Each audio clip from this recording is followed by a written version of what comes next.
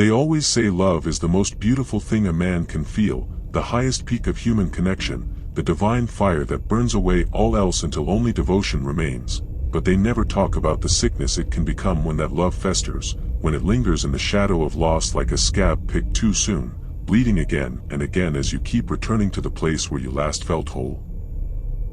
And I think if they had warned me about that kind of love, maybe I wouldn't be standing here now, soaked to the elbows in warm blood, my hands trembling not from guilt or fear but from the thrill of purpose, from the knowledge that with every life I take, I am one step closer to giving her back the smile the world stole.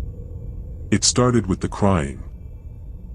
She used to cry in the bathtub, long after the water had gone cold, her fingers wrinkled like corpses pulled from lakes, her lips trembling as she whispered his name, not mine, over and over again like it was a prayer and a curse all at once, and I would stand outside the bathroom door, holding her towel, feeling something monstrous curling deep in my gut, something that told me she wouldn't need to cry anymore if only I could tear the memories from her brain with my bare hands. He had hurt her.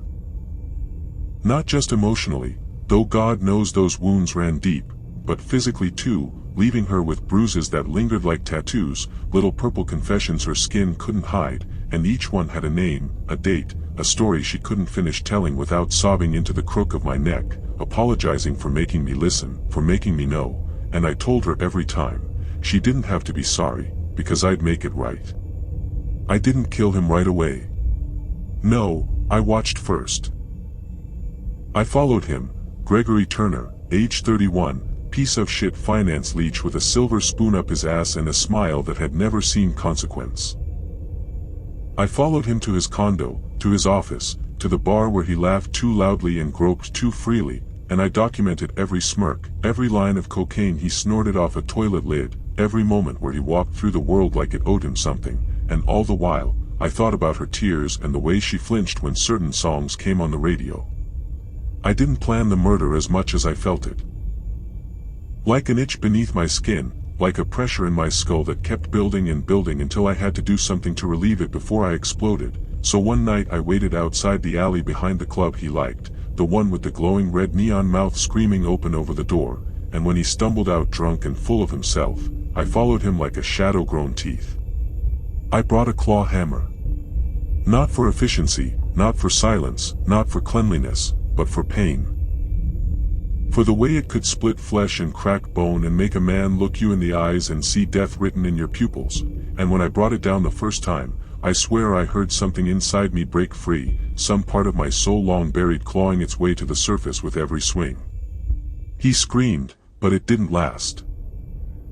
His skull caved in easier than I expected, like wet sand, and when I was done there was so much blood that my shoes squelched when I walked away, his teeth scattered like little white stones around the alley, his face reduced to pulp and fragments, and I felt good, God, I felt clean, like I had burned away something foul and made room for something beautiful.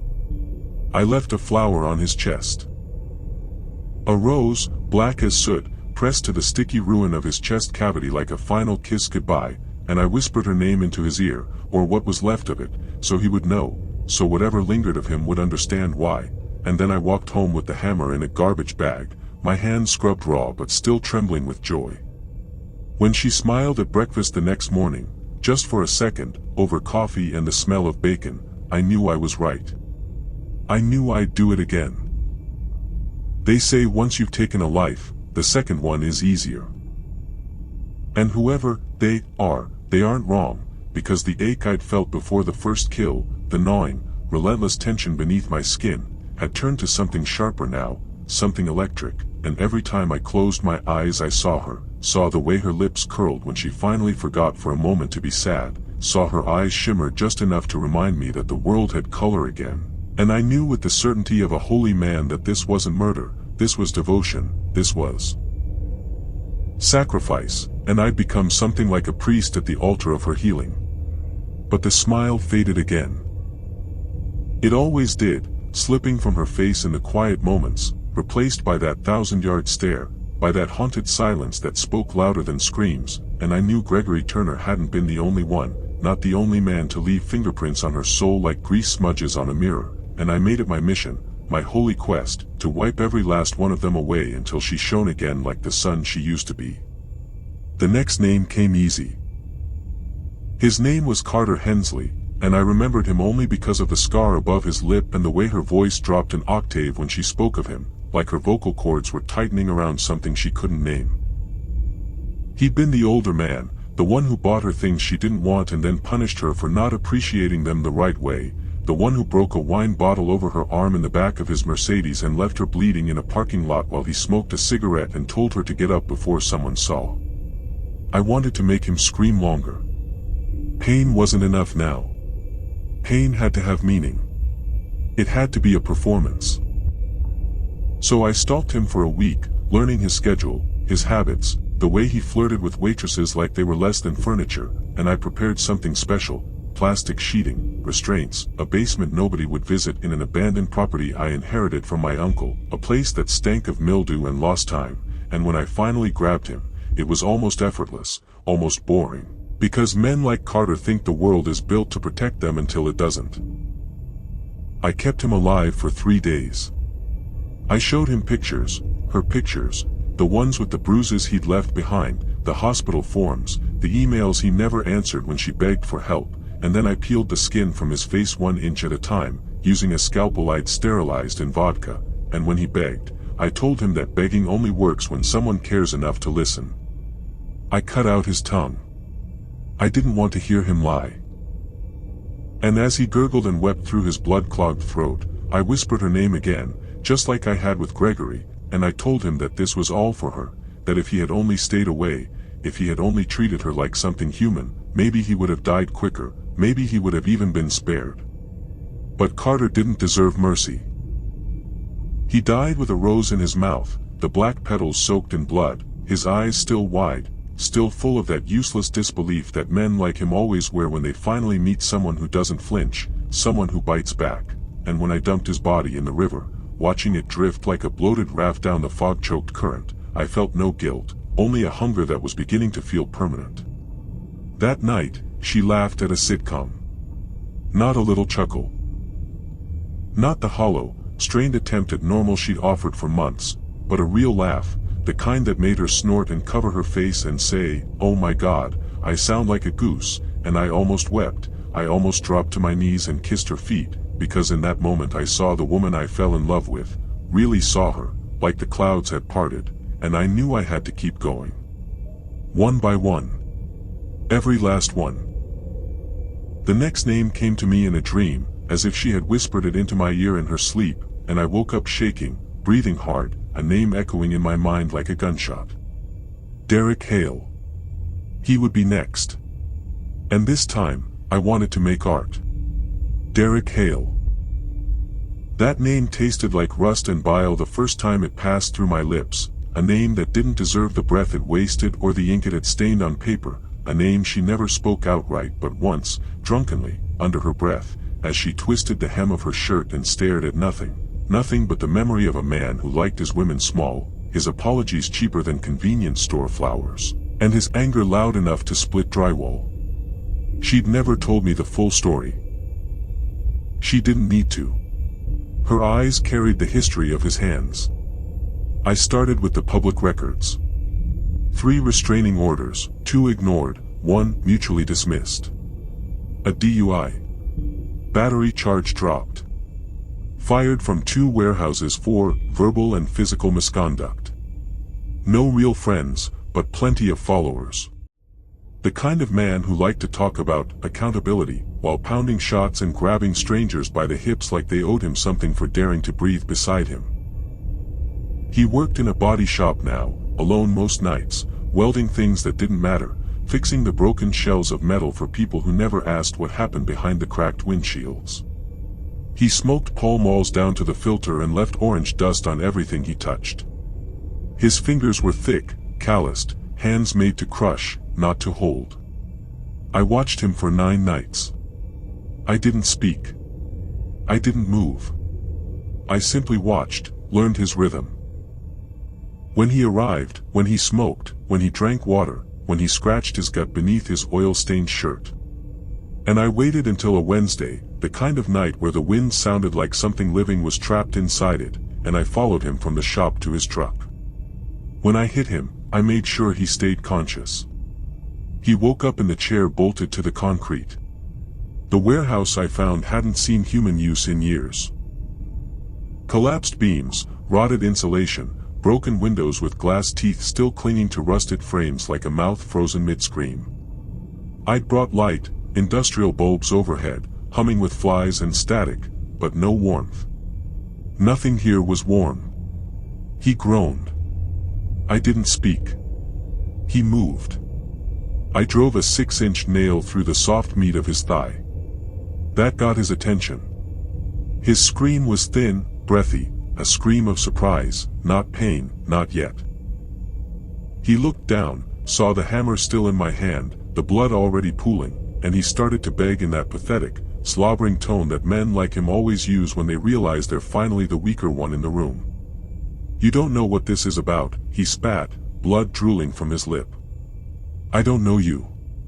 I didn't do nothing, dot." I pulled the old photo from my coat pocket, the one she thought she'd thrown away. Her left eye was blackened, her collarbone yellowed with healing bruise, a cigarette burned beneath the hollow of her neck that matched one of the ones on his forearm. "Say her name," I told him, and when he didn't answer, I grabbed his hand, laid it flat on the table, and snapped each finger backward, one by one, until the joints looked like broken bird wings. He wailed. Good. He deserved more than wailing. I don't know who she is, man, I don't even remember. That was the worst part. He didn't remember her. She had lived with that pain, carried it like a virus in her bloodstream, cried herself to sleep for months because of what he did, and he didn't even remember her face. That was when I knew I had to take his face. So I did. I started with the eyes. Not quickly, not mercifully. I used a melon baller, and I did it slowly, twisting until the optic nerve gave way with a snap like wet celery, and he shrieked so loud it broke his own voice, reduced it to hoarse, gasping barks like a dog dying in the street. Then the cheeks, peeled back like bark from a tree, exposing muscle, fat, tendon, the inner landscape of a man who thought he was untouchable. He vomited blood and teeth, choked, gasped, begged for a mother who died long before he'd learned how to ruin women, and I let him speak, just long enough to know he feared hell. When he passed out, I waited. I watched the twitching of his nerves. I counted each rise and fall of his chest. When he stirred again, I asked, "Do you remember her now?" He blinked blood. Tried to say yes. I carved the letters of her name into his chest instead. Slowly. Overlapping ribs and sternum. Each letter clean. Precise. A brand. A scripture. I took his tongue last. He died with the rose in his hand this time, fingers curled around it like a child clinging to something soft, the petals soaked black red and curling inward like they'd seen too much and wanted to die, too. I left his body in his own shop. Propped up in the lobby, wearing his old uniform, a sign stapled to his chest that read, "For every hurt, a petal falls." They found him the next morning. She was humming in the kitchen when I got home, barefoot, wearing my old flannel, dancing lazily to some forgotten song from her youth. I kissed her neck. She laughed. And I knew I had done good. But then her phone lit up. And I saw the name. Nathaniel. A new bruise beneath her eye I hadn't noticed before. Smaller. Fresher. My chest filled with static. My vision blurred. He would be next. And he would be the one I saved for last. I didn't sleep for 2 nights after I saw his name light up her phone screen, the glowing syllables of that smug, casual Nathaniel burned behind my eyelids like someone had carved them in with a cauterizing rod, and every time I blinked, I saw a different version of his face, none of them real, all of them disgusting. Until I could feel him in the room with us, sitting in the chair she curled up in, using the same blanket she wrapped around her legs when she watched her shows, infecting her silence with his invisible, oily presence, and I realized something horrible. I didn't know if he was from the past, like the others, or if he was from the present. That possibility, it curdled me. See, pain from the past is a slow poison, but pain from the present is fire, and it never stops burning, it just keeps going, every hour, every minute, licking through skin and bone until the body can't even feel it anymore. That's what he was doing to her. Feeding the flames. He had to be worse than the others. He had to be active, I was sure of it now.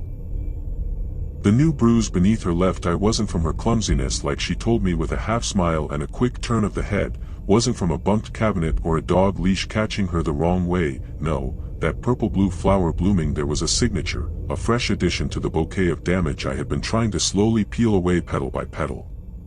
I waited until she left her phone on the bathroom counter. I read the messages. Every single one.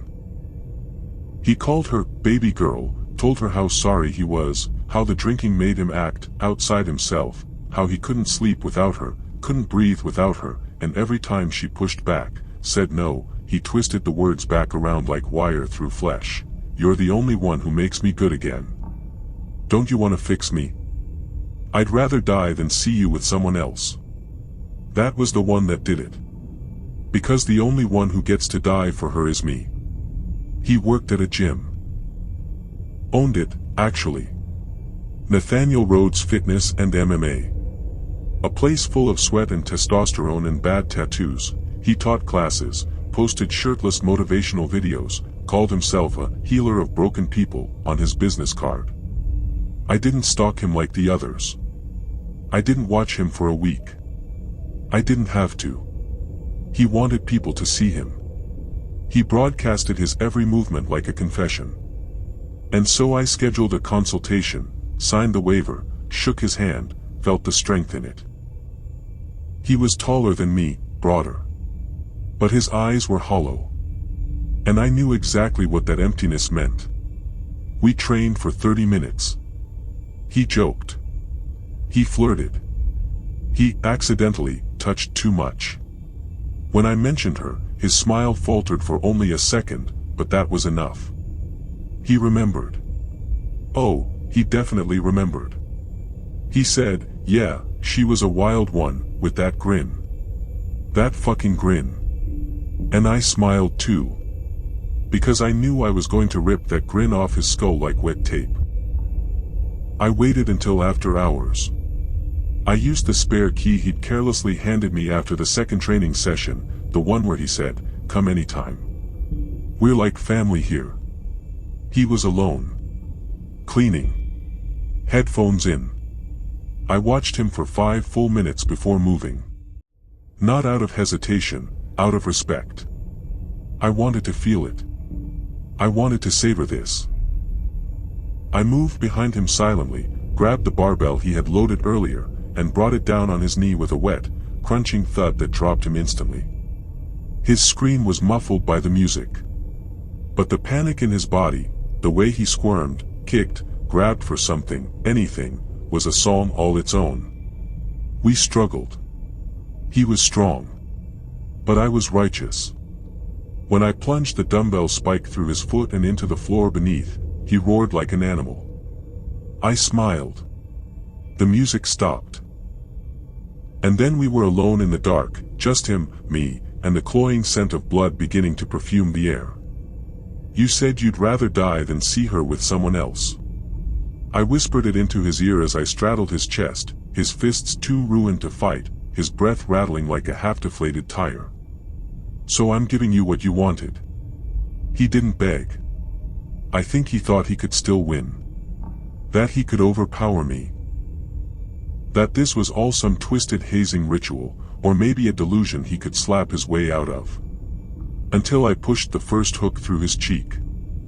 Fishing hooks, barbed, rusted, tied together like a necklace, and I pushed them in one after another until his mouth was webbed shut, lips stretched, skin tearing at the edges like wet paper. Blood poured down his chin and pooled beneath his ears. I scalped him next. Not with precision. With rage. A box cutter, a clamp, and a yank that peeled his crown like a fruit. He shrieked, choked, gurgled through the hooks. I etched her initials into his sternum. Then filled the hollow with roses. Real ones this time, red, white, and black. I left his body hanging from the pull-up bar. His guts arranged like garlands. A sign over his shredded torso, "Love doesn't leave bruises." They found him the next morning. It was national news within the hour. That night, she cried. Not from pain. From release. She didn't tell me why. I didn't ask. We just sat together, the candlelight flickering off her wet cheeks, and I wrapped my arms around her like a bandage. But something had changed. She looked at me a little too long. Her fingers trembled on my wrist. And for the first time, she whispered, "Have you ever hurt someone?" I smiled. Because I was the one hurting. Because love doesn't just clean wounds, it bleeds for them. You want to know something terrifying? It wasn't the murder that made me feel like a monster. It wasn't the blood. Not the screaming. Not the stitches in my hands from where Nathaniel clawed. Not the headaches that came from breathing in the copper-soaked air, nor the burning, guilty thrill I felt when I looked at the carved remains of his body and thought, "This is beautiful." No. It was the silence that came after. That was what felt monstrous. Because she didn't say anything. Not that night. Not the next. Not when the police came around and asked routine questions. Did she know him? Had they spoken recently? Had she seen anything strange? And I watched her lie, watched her nod and smile and cry exactly where the officer expected, like she was performing a role she'd practiced long ago and never quite stopped perfecting. And in that silence, I started to feel her pull away. Not physically. No, she still touched me, still rested her head on my chest when we watched her old favorite movies, still kissed my cheek before bed, but there was something in her eyes that dimmed, something behind them flickering like a dying bulb. Like maybe, she knew. Like maybe, she was scared. I couldn't have that. Not after everything. Not after the gifts I gave her. So I started watching again. Not her. Them. People. Strangers. Shadows lurking just outside her periphery. Old friends she smiled at a little too warmly. Men at gas stations who stared a second too long. Comments on her photos from accounts I didn't recognize, names like Paul, Jamie, Troy. I started compiling lists again. She had one friend in particular, a coworker named Mel, who started asking too many questions. Mel who wore too much eyeliner and had a laugh like broken glass. Mel who always put a hand on her back when she talked. Mel who once said, "If you ever need to get away for a while." I didn't like Mel. And I made that clear when I followed her home one evening and left a bouquet of black lilies on her windshield, tied together with a strip of Nathaniel's gym towel. Just a message. No blood. No knives. Not yet. But she told her. She told her. That night, I found her at the kitchen table. Her hands were shaking. She was pale. Her eyes wet. "I don't know what's going on," she said softly, as if talking too loud might wake something sleeping in the walls. "But Mel, she's scared. She says someone's watching her." I said nothing. I only took her hand. Held it. But she pulled away. "You tell me, right?" she asked. "If you saw something weird. If you were worried about someone."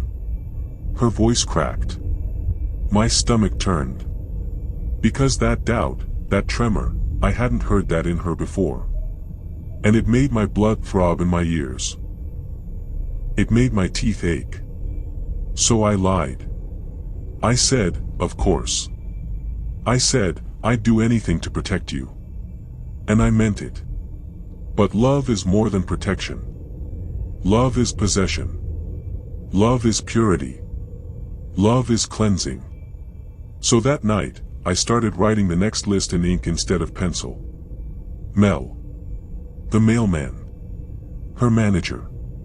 A guy from church she said hello to once. All threats. All contaminants. I began building something in the basement. A room just for her. Not a cage. A sanctuary. Soundproofed. Candlelit. Lined with soft pillows, framed photos of her happiest days, stacks of her favorite books, jars of rose petals soaking in oil, her favorite scent. I was preparing. Because I knew. They would come between us again. They would make her doubt. And if she doubted me, if her love faltered, then everything I'd done, every drop of blood, every torn throat and every exposed rib, every night I'd washed gore from my hands with burning soap and felt my heart hammering with sacred purpose. It would all be for nothing. And I wasn't going to let that happen. You can't love someone and still let them be exposed to the rot outside. You can't let her wander into the mouths of monsters and expect her to crawl back unbidden. So I watched her. Closely. Watched her flinch at sounds. Watched her glance at the front door 3 times before locking it. Watched her look at me, differently. And I realized, she didn't want to be saved anymore. She wanted to leave. She was planning it. I found the packed bag beneath her bed. I found the envelope of cash hidden in the laundry room. I found a burner phone tucked in a vent behind the toilet with exactly 1 number saved in it. Mel. She had betrayed me. Both of them had. So I changed the plan. The sanctuary wasn't going to be a place of rest anymore. It would be a place of reminder. A place of education. Because if she couldn't see the world for what it really was, if she couldn't appreciate what I removed for her, then I'd show her, piece by piece, what these people really looked like beneath their pretty skin. Starting with Mel. Starting with a lesson in loyalty. They say love is patient, love is kind. But I think that version was written by someone who never had to fight for it, someone who never had to cut their hands open scrubbing blood from the grout just to make a woman feel safe, someone who never stood at the edge of a dark basement and thought, this is where I will teach her how to never be afraid again. I wasn't patient anymore. And kindness? Kindness was the knife I dulled on bones. I waited until she was asleep. I watched her breathe, watched the flutter of her eyelids like moth wings in a dream. She still looked like the girl I fell in love with, the one who sang to her plants, who laughed at horror movies, who whispered, thank you, to the moon when she found a good parking space. But that girl was leaving me. I carried her to the basement wrapped in her favorite blanket, careful not to wake her. I laid her down in the room I had built, surrounded by rose petals and warmth, every picture on the walls showing her smile in sharp, frozen glory. It took hours to set everything just right. The candles, the incense, the tape recorder playing soft piano. When she woke up, I was already standing at the foot of the room with Mel beside me, gagged, bleeding, tied to the frame of a chair I had bolted to the floor, shaking like a deer caught in a net of its own intestines. She'd screamed when I took her, sure. She'd bitten me hard enough to lose a tooth. But she was here now, and she would serve her purpose. She tried to talk, tried to warn her, but the tape across her mouth only made her eyes scream louder. My love sat up. Her breath hitched. She tried to run, but the door was already shut. I didn't raise my voice. I didn't cry. I just knelt in front of her and whispered, "You've forgotten what I saved you from." She said my name like it was a question. But I wasn't the one under interrogation. Mel was. I turned to Mel. I told her she had a choice. Tell the truth. Tell her everything she'd said to poison her mind. Confess her lies. Her intentions. Her whispering in the dark. Mel sobbed. She tried. But she didn't say what I needed to hear. So I made the first cut. Across the cheek. A thin red smile. My love screamed. But I didn't look at her. I peeled the skin slowly, carefully. No rush. The blade slid under the top layer like paper off a package. I worked in lines, a pattern I'd practiced on mannequins and deer. I wanted her to see the rot beneath. The truth of people. Mel was shaking, bleeding, slurring pleas behind her gag. "Do you see?" I asked, turning to her. "Do you see what they really are when the masks come off?" She didn't speak. She didn't move. I tried to take her hand, but she flinched. And that was when I knew. She would never understand. She would never thank me. Everything I had done, the rituals, the gifts, the hours spent cleaning viscera from the corners of my soul, it wasn't enough. Not for her. And for the first time, a thought twisted through my mind like rust: maybe she didn't deserve to be saved. Maybe love had a price that even I wasn't willing to pay anymore. I turned back to Mel, raising the knife, and felt something cold sink into my side. Not pain. Not immediately. Just pressure. I looked down and saw the scissors she must have snatched from the sewing box I'd left behind. Long, jagged, chrome. My blood soaked her fingers. She screamed again. Not my name.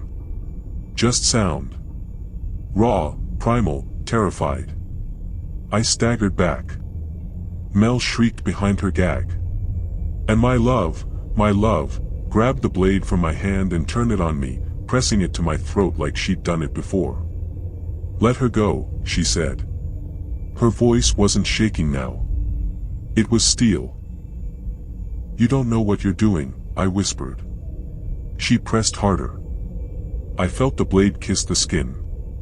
"I loved you," I said. She didn't cry. She didn't say she loved me back. She just said, "No. You killed everyone who loved me."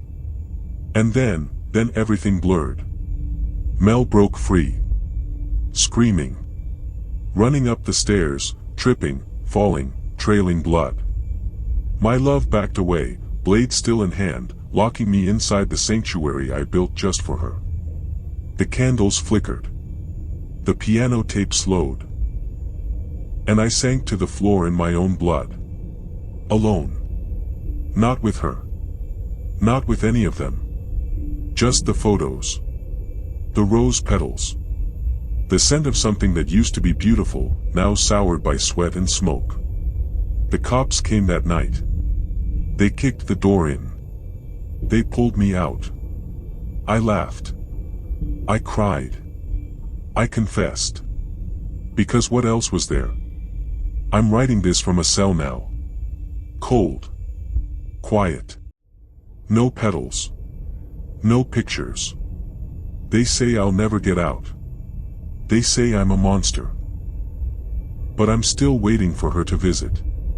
Because I know the world is still out there. Still full of snakes. Still full of liars. And I still remember the way she smiled, before I started killing. And maybe, just maybe, she'll smile like that again. If I find the right knife. If I cut deep enough. If I make her feel safe, one more time.